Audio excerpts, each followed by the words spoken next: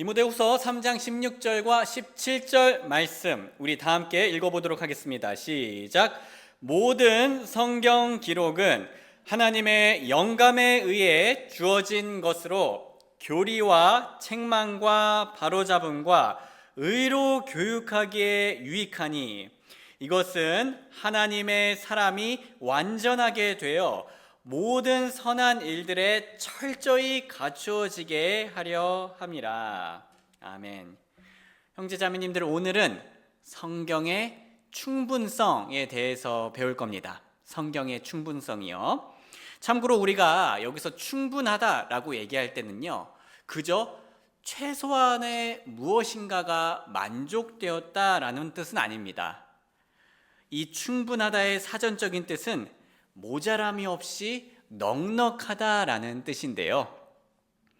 우리 중에는 결혼하신 분들도 계시고 결혼을 안 하신 분들도 여기 계십니다. 결혼하신 분들은 지금의 배우자분을 한번 생각해 주시고요. 결혼을 아직 안 하신 분들은 미래의 배우자를 한번 생각해 주시면 감사드리겠습니다. 생각하셨나요? 자, 그리고 이제 누군가 우리에게 이렇게 질문을 합니다. 저기요, 배우자가 있으시다고요? 그런데 배우자 한 명 가지고 충분하겠어요? 배우자가 좀 더 많은 게 좋지 않을까요? 아니면은 새롭게 남자친구 아니면 여자친구 만들어 보시는 거 어떠세요? 성도님들, 그렇다면 우리는 어떻게 대답할까요? 제가 믿기로 여기 계신 모든 분들께서는 다 아니요, 배우자 한 명으로 충분합니다 라고 대답하실 겁니다. 물론 우리는 살다 보면 죄성 때문에 다른 이성을 보며 유혹이 올 때가 있을 수 있습니다. 하지만 우리는 그래도 알고 있죠. 단 한 명의 소중한 배우자가 결혼 생활에 전혀 모자람이 없고 넉넉하다라는 사실을요. 성경도 우리에게 충분합니다. 다시 말해 성경은 우리의 신앙 생활에 있어서 모자람이 없고 넉넉합니다.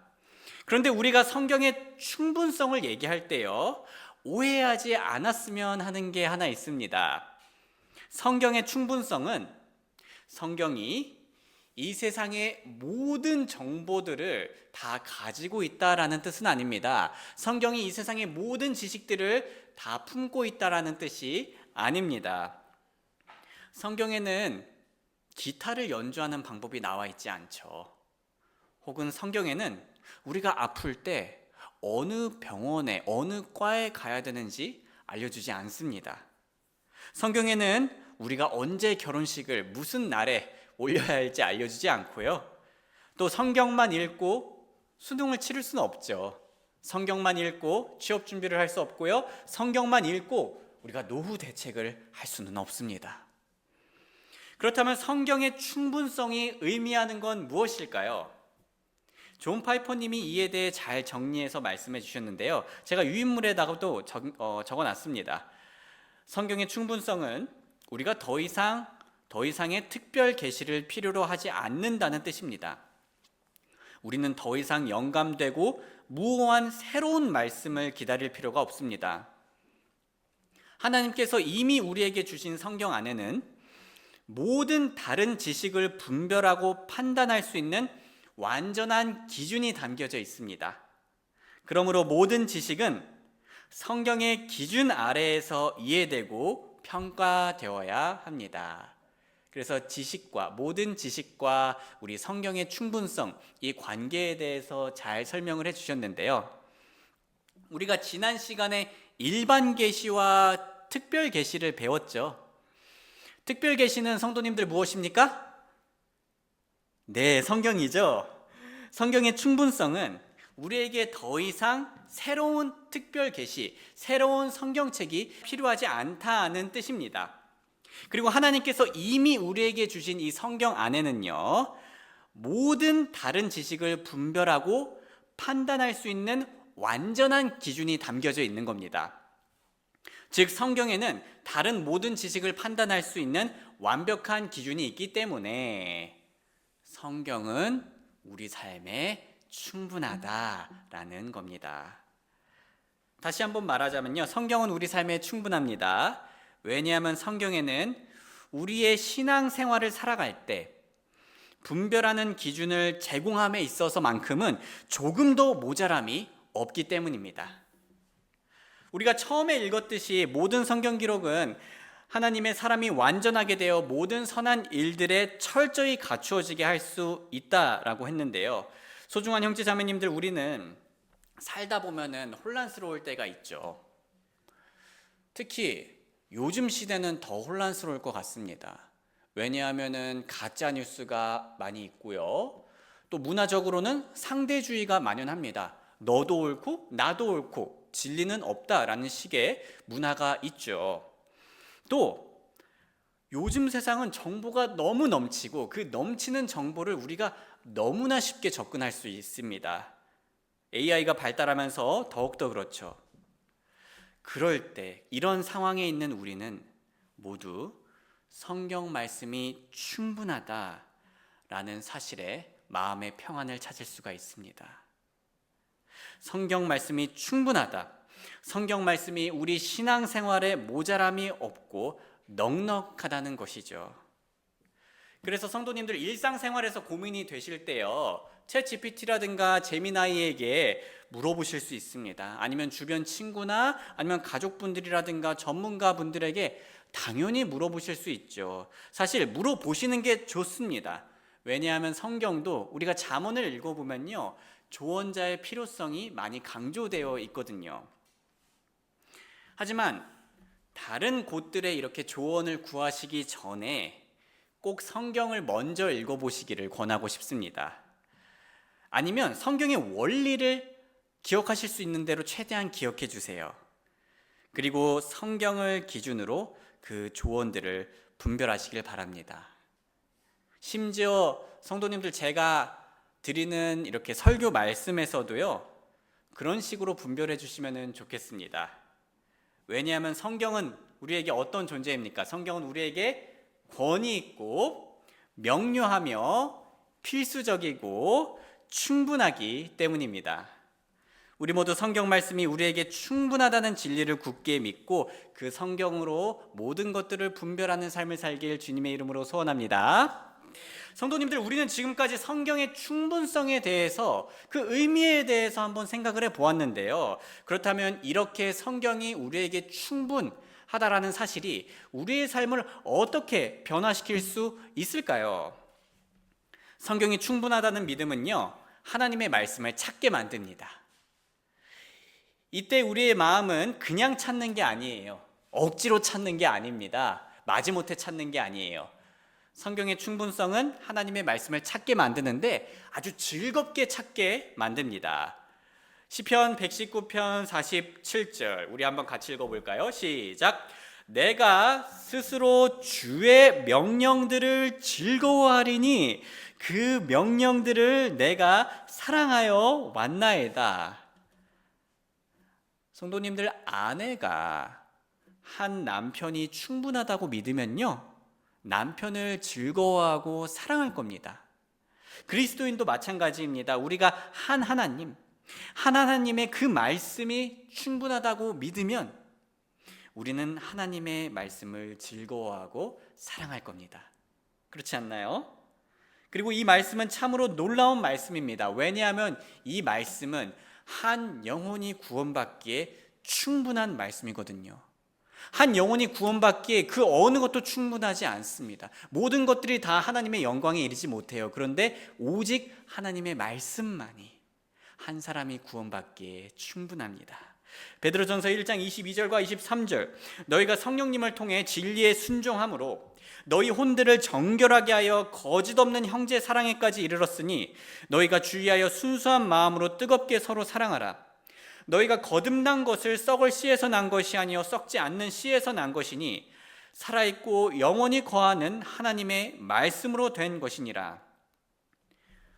성도님들, 여기 앞에서 보면요, 우리가 성령님을 통해 진리에 순종하고 정결하게 하고 순수한 마음으로 서로 뜨겁게 사랑할 수 있다고 나오는데요, 그렇게 할 수 있는 이유가 무엇일까요? 거듭났기 때문입니다.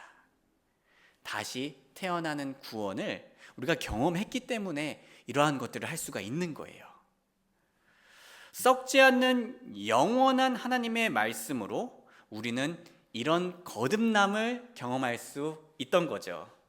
이처럼 하나님의 말씀에는요, 어린아이부터 어르신까지 모두를 구원에 이르게 하는 충분한 능력이 있습니다. 그렇다면 우리가 정말 하나님의 말씀이 충분하다고 믿는다면요, 우리는 주변 사람들의 구원을 위해 무엇을 먼저 찾아야 할까요? 네, 우리는 구원의 진리를 위해 모자람 없고 넉넉한 하나님의 말씀을 찾을 수 있습니다. 물론 우리가 어떠한 전략, 어떠한 상황, 여러 가지를 설득하는 방법, 이러한 것들을 볼 수 있죠. 변증법, 이런 것도 공부할 수 있습니다. 그런데 우리가 가장 먼저 찾아가야 할 곳은 하나님의 말씀입니다. 왜냐하면 오직 하나님의 말씀을 통해서 한 사람이 다시 태어날 수 있기 때문이죠. 또한 그리스도인이시라면요, 우리가 받은 구원의 기쁨을 회복하기 위해서 성도님들 무엇을 찾아야 할까요? 네, 말씀입니다. 성경 말씀을 찾아야 합니다. 성도님들, 저는 최근에 우리가 하나님의 말씀에 순종해야 된다라는 말씀 구절을 읽었어요. 그런데 그 앞에 그런 내용이 있더라고요. 우리 예수 그리스도께서 우리를 위해 죽으셨기 때문에 우리가 하나님께 순종해야 된다, 이러한 맥락의 내용이었습니다. 그러한 것들을 보면서 다시 한번 제 구원에 대한 이 감사와 또 하나님을 섬겨야 될 동기와 그 사랑이 새롭게 되더라고요. 그래서 우리가 이러한 그 하나님의 말씀을 계속 읽으면서 우리의 구원의 기쁨을 다시 회복할 수 있습니다. 우리는 신앙생활이 메마를 때 오직 하나님의 말씀을 통해서 우리가 받은 구원이 얼마나 대단하고 또 감사한 것인지를 다시 한번 느낄 수가 있습니다. 성도님들, 너무 감사한 사실은요, 성경이 구원을 위해서만 충분한 게 아니라는 거죠. 성경은 생명 구조형 혹은 비상식량으로 존재하는 게 아닙니다. 성경은 우리가 생명을 얻은 후 선한 인생을 살아갈 수 있게 하는 능력이 되어 줍니다. 성도님들, 혹시 우리의 양심이 평안함을 찾기를 원하시나요? 아니면 인생 끝에서 후회가 없을 수는 없겠죠. 네, 우리 다 후회를 할 겁니다. 하지만 후회를 하더라도 이 후회보다 보람이 훨씬 더 많은 인생이었다라고 고백을 하고 싶으신가요? 그러시다면요, 성도님들, 성경이 충분하다라는 믿음을 가지시길 바랍니다. 성경을 통해 우리는 더럽지 않은 길, 깨끗한 길, 후회가 되지 않는 길, 정결한 길을 선택하면서 보람을 느낄 수 있게 됩니다. 시편 119편 1절 말씀, 주의 법 안에서 걸으며 그 길에서 더럽혀지지 아니한 자들은 복이 있도다. 또한 앞에서 살펴보았듯이 이 성경 기록은 우리들을 모든 선한 일, 더 쉽게 말하자면 모든 좋은 일에 철저히 갖추어지게 합니다. 디모데후서 3장 16절과 17절 말씀, 모든 성경 기록은 하나님의 영감에 의해 주어진 것으로 교리와 책망과 바로잡음과 의로 교육하기에 유익하니 이것은 하나님의 사람이 완전하게 되어 모든 선한 일들에 철저히 갖추어지게 하려 함이라. 우리 모두 복음 전도와 구원의 기쁨, 그리고 무엇보다 보람차고 행복한 신앙생활을 위해서 성경 말씀만이 우리의 넉넉한 자원이 된다는 것을 기억하길 주님의 이름으로 소원합니다. 다음으로요, 성경이 충분하다는 믿음은 우리가 성경에 더하거나 빼지 않게 만듭니다. 성도님들, 우리가 얼마나 자주 바리새인처럼 성경 기준 외에 더할 때가 있습니까? 혹은 우리가 말로는 더하지 않는다고 하지만, 혹은 빼지 않는다고 하지만 우리가 성경의 진리에 얼마나 자주 더하고 혹은 빼고 있습니까? 성도님들, 우리가 성경이 충분하다라는 말을 조금만 더 길게 하자면요, 성경의 가르침이 충분하다라는 건데요, 우리가 성경의 가르침에서 더하거나 빼는 걸 말하기 전에 저는 먼저 성경의 가르침이 충분하다는 것이 정확히 무슨 뜻인지에 대해서 소개해 드리고 싶습니다. 그래야지 우리가 정확히 어떤 걸 기준으로 더하지 말고 또 빼지 말아야 하는지 알 수가 있으니까요. 성경의 가르침이 충분하다는 건요, 성도님들. 성경의 가르침이 충분하다는 건 성경에서 구체적으로 분명하게 나타난 가르침뿐만 아니라 그 가르침으로부터 논리적으로 추론될 수 있는 것들도 포함이 됩니다. 자, 예를 하나 들어보죠. 예수님께서 이렇게 말씀하셨습니다. 마태복음 5장 27절과 28절 말씀. 옛사람들이 말한 바 너는 간음하지 말라 한 것을 너희가 들어왔느니라. 그러나 내가 너희에게 이르노니 누구든지 욕정을 품고 여자를 바라보는 자는 자기 마음으로 이미 그녀와 간음하였느니라 라고 말씀이 나와 있습니다. 성도님들, 자, 우리가 방금 이 말씀을 읽었죠. 그런데요, 이 구절에서, 지금 우리가 읽은 이 구절에서 스마트폰을 통해 음란물이나 19세 이상 영상을 시청하지 말라는 말이 나와 있나요? 안 나와 있죠. 자, 성경 전체에도 스마트폰이란 단어나 영상이라는 단어는 나오지 않습니다. 그렇다면요, 성도님들, 우리는 성경 말씀에 더하거나 빼면 안 되죠? 그러면은 음란물 봐도 괜찮은 걸까요? 스마트폰으로? 아니죠. 아닙니다. 또 예수님께서 지금 우리가 이 문맥을 보았을 때요, 이제 남자들에게 말씀하고 계시잖아요. 남자들에게 말씀하고 계시니, 자, 여자들은 남자들을 보고 욕정을 품어도 괜찮을까요? 아니죠. 자, 그런데요, 성도님들, 우리는 어떻게 이처럼 아니요? 라고 자신 있게 말을 할 수 있나요? 성경에 그런 단어가 없는데.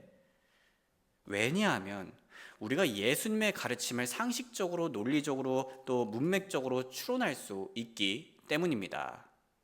예수님의 가르침을 추론할 때 우리는 음란물을 보지 않는다라고 얘기할 수 있습니다. 보면 안 된다라고 얘기할 수 있습니다. 왜 그렇습니까? 음란물을 보면 가려져야 할 부분들이 가려지지 않고, 또 그러한 장면은 우리의 욕정을 자연스럽게 끌어올리기 때문입니다. 또 예수님의 가르침을 추론할 때 우리는 여성분들도 남성들에게 욕정을 품어서는 안 됩니다. 왜 그렇죠? 지금 예수님께서 가르치시려는 이 핵심은 남자가 아니라 욕정을 품는 죄 자체이기 때문입니다. 그래서 우리가 논리적으로 이 가르침을 이해한다면 우리는 이성을 소중한 한 사람으로 이해하면서 그 이성을 어떤 방식으로든지 우리 마음에서 욕정을 해소하기 위한 도구로 사용해서는 안 됩니다. 그래서 성도님들, 우리가 더하거나 빼지 말아야 할 성경의 가르침은 이런 논리적인, 방금 우리가 같이 했던 그 논리적인 추론까지 포함되어 있다는 사실을 말씀드리고 싶습니다. 이해가 되시죠? 네, 스마트폰으로 음란물을 보지 않는 것은 충분히 성경으로부터 논리적 추론이 가능한 적용이기 때문에 성경에 새로운 내용을 더한 것이 아닙니다. 신학자 존 프레임 님이 이 부분을 깔끔하게 잘 설명해 주셨는데요. 성경의 내용에는 성경으로부터 논리적으로 도출되는 모든 함의가 포함되며, 이러한 논리적 함의는 성경 자체와 동일한 권리를 가지며, 성경으로부터의 논리적 추론은 성경의 새로운 내용을 더하는 것이 아닙니다. 유인물에도 제가 다 적어놨습니다. 우리가 더하지 말아야 할 것은 성경에 분명히 드러난 가르침과 또 분명히 함축되어 있는 가르침 모두를 의미합니다. 그리고 우리는 이런 분명한 성경 가르침 외에 더하거나 빼면 안 된다라는 얘기예요. 신명기 4장 2절 말씀 같이 읽어보겠습니다. 시작.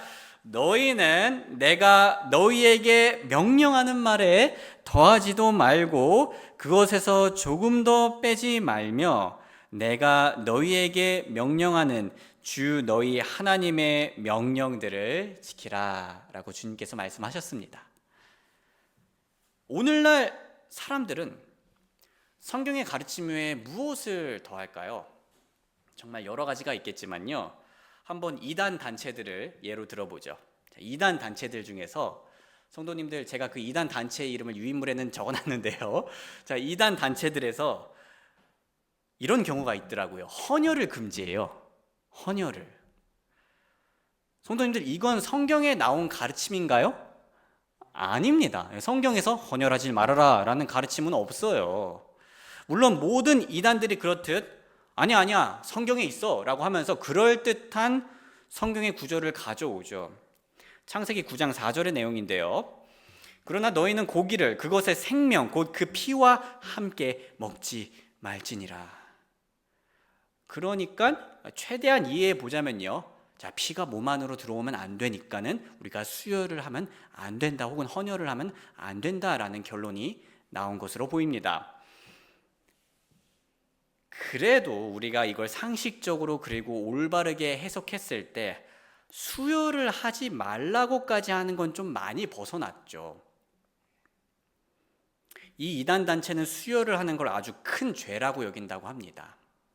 그래서 헌혈도 안 하고 수술도 안 받고요. 출산할 때 과다출혈이 있잖아요, 우리 어머님들이. 근데 수혈을 못 해가지고 이제 아이만 산 경우도 있다고 해요. 그리고 한약 드실 때는 이 녹용을 안 먹는다고 합니다. 왜냐하면 그 사슴 뿔 자를 때 그 녹혈이 녹용에 묻어나서요. 극단적이죠.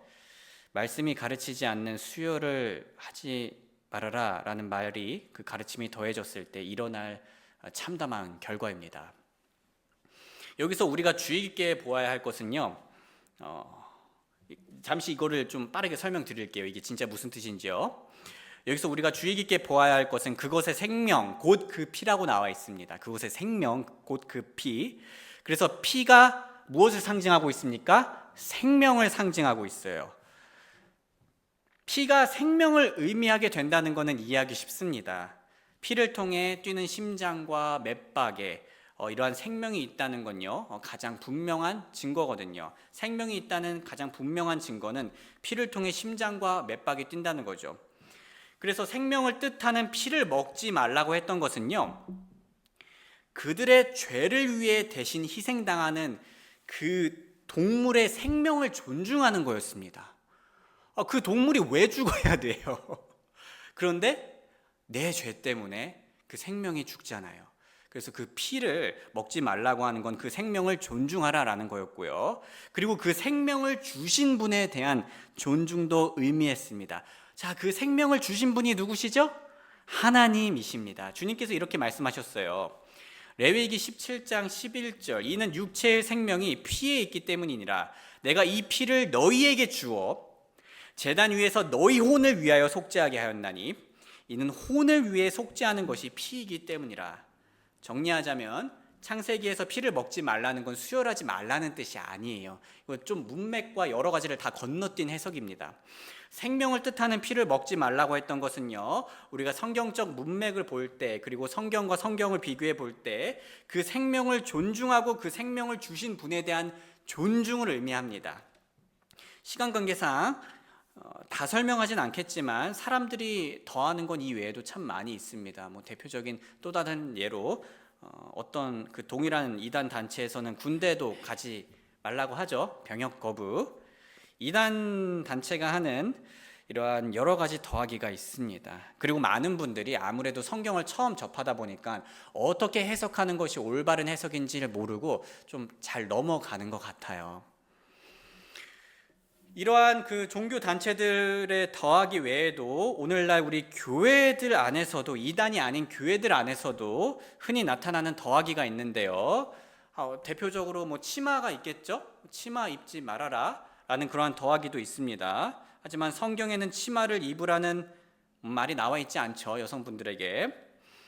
그런 규율을 하나님께서 만들지 않으셨습니다. 우리는 그 상황에 맞게 하나님을 사랑하고 하나님께 영광 돌리는 마음으로 입으시면 됩니다. 또 그리스도인이라면요, 이런 말도 있어요. 영화관을 가지 말라. 무슨 영화를 보는지가 중요한 거죠. 영화관을 안 가는 게 아니라요. 또 성경에 그런 말도 없고요. 또 노래방 가지 말라는 분들도 있으세요. 그런데 동일하게 어떤 종류의 노래방이냐, 그리고 어떤 노래를 부르냐에 따라 달라질 수 있는 부분입니다. 충분히. 그리고 담배는 죄다, 불량스럽다라고 하는 분들도 있습니다. 물론 불량스럽게 피는 분들이 있겠죠.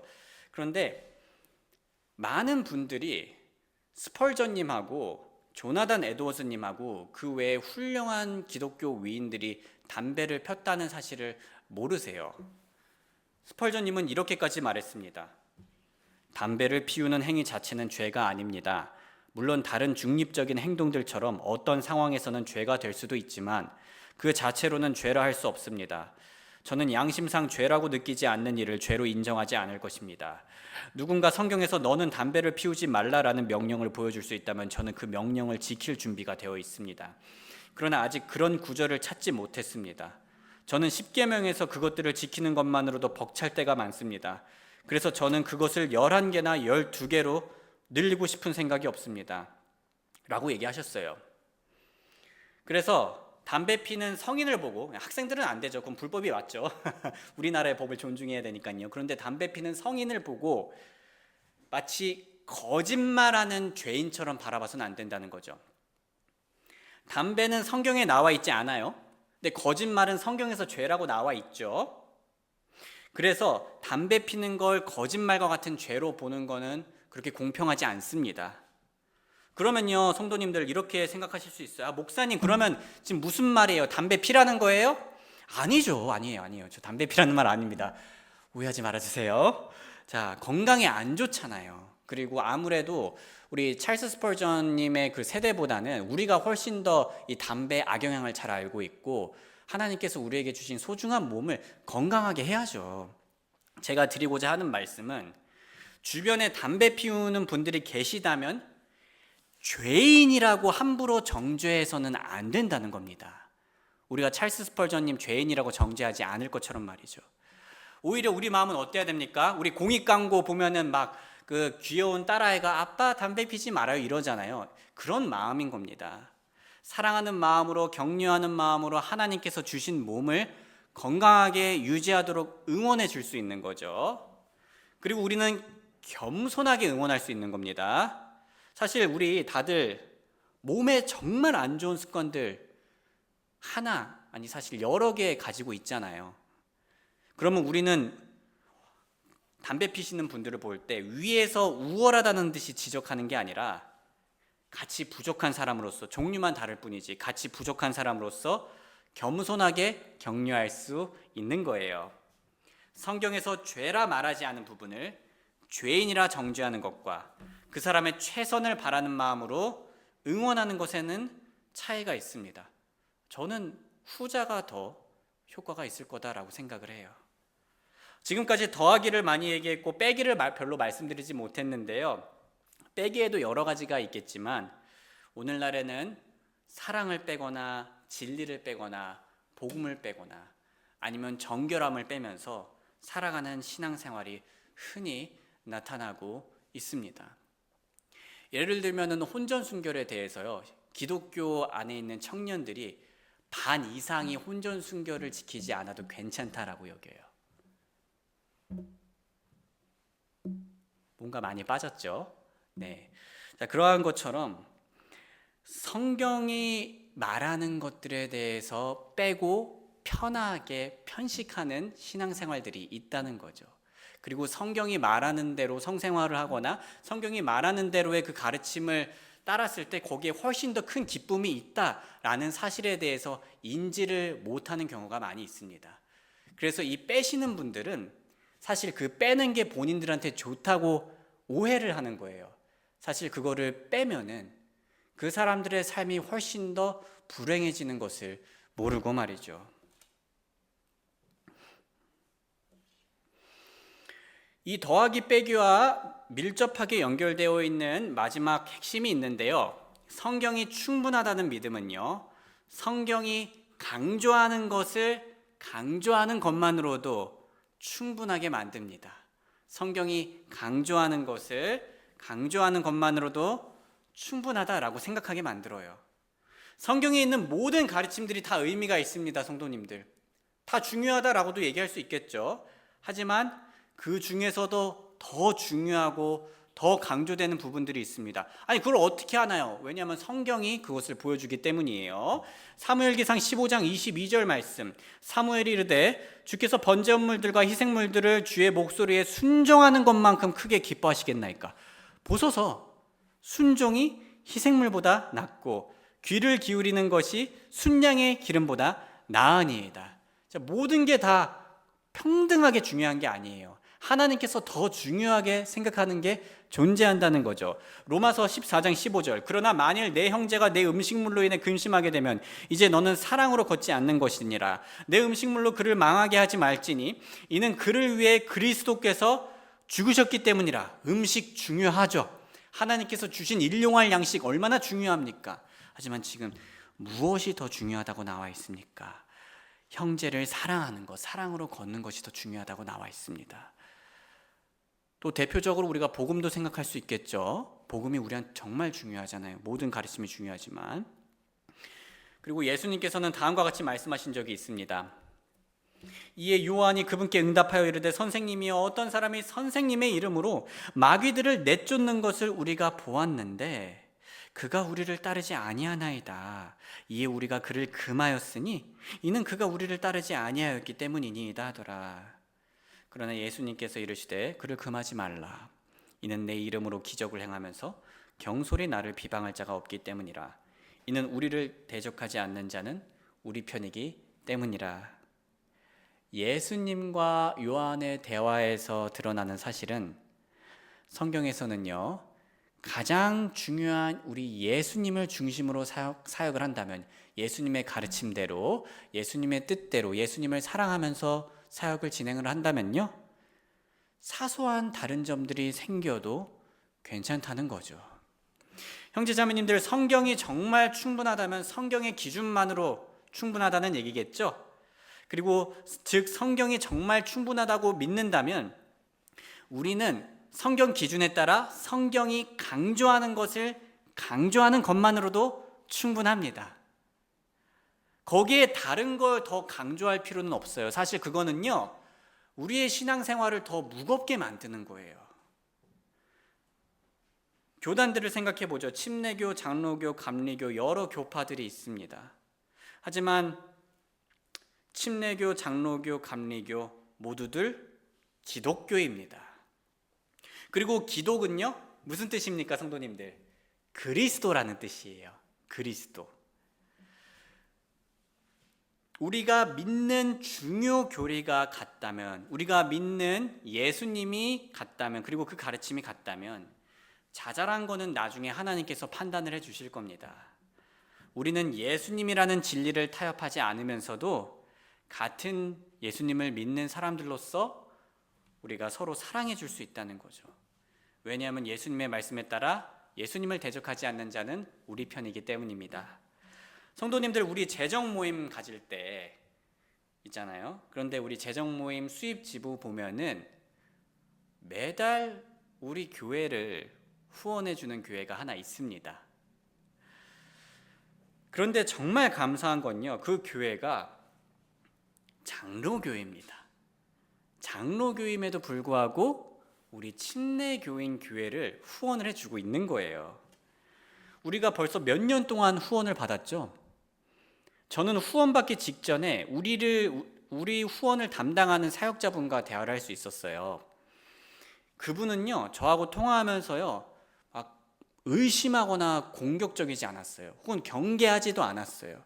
사실 그분의 말에서 좀 용기가 느껴졌습니다. 우리 다 같은 일을 하는 거잖아요 라고 얘기를 해주시더라고요. 그러면서 혼쾌히 후원을 진행하는 거에 있어서 적극적으로 해주셨어요. 그리고 작년에 저는 그 교회가 50주년이어서 저는 그 교회 50주년을 축하하는 메시지를 목사님께 보내드렸어요. 그리고 저는 작년 연말에 후원받는 교회의 목사로서 그 우리 마연이 선교사님 영상 편지 하듯이 제가 그 교회를 위해서 영상 편지를 녹화를 하고 보내주었습니다. 또 그 교회의 한 권사님이 작년에 우리 교회를 위해 1년간 기도했다고 하더라고요. 얼굴도 모르시는 분이. 그리고 때마침 또 올해 자기의 친구가 이 김천 율곡동에 최근에 이사를 왔대요. 그래가지고 그 친구가 우리 교회에 올 수 있도록 노력하겠다고 전화를 주셨습니다. 성경이 강조하는 것만을 기준으로 삼으면 우리가 교파가 달라도 서로 사랑하는 모습이 얼마나 아름답습니까?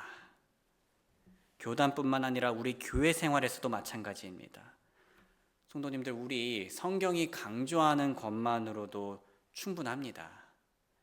때때로 우리가 어느 교회를 보면은 정말 사소한 것들, 뭔가 되게 좀 독특한 교리들을 가지고 와서 자기가 옳다고 얘기하면서 교회가 서로 싸우고 나뉘어지는 모습들이 있어요.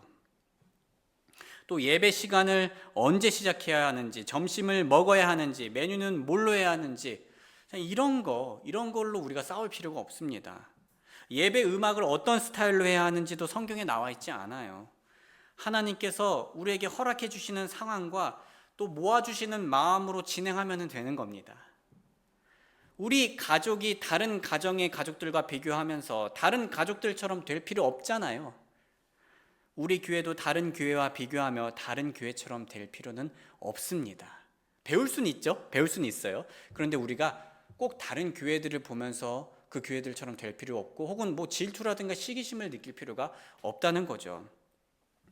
오히려 우리는 성경에서 말하지 않는 부분들 덕분에 우리답게 자유롭게 창의적으로 함께 손을 잡고 걸어가면 됩니다. 우리 모두 성경이 말하는 복음과 사랑과 진리만을 강조하며 모자람 없이 넉넉한 성경을 즐기길 주님의 이름으로 소원합니다.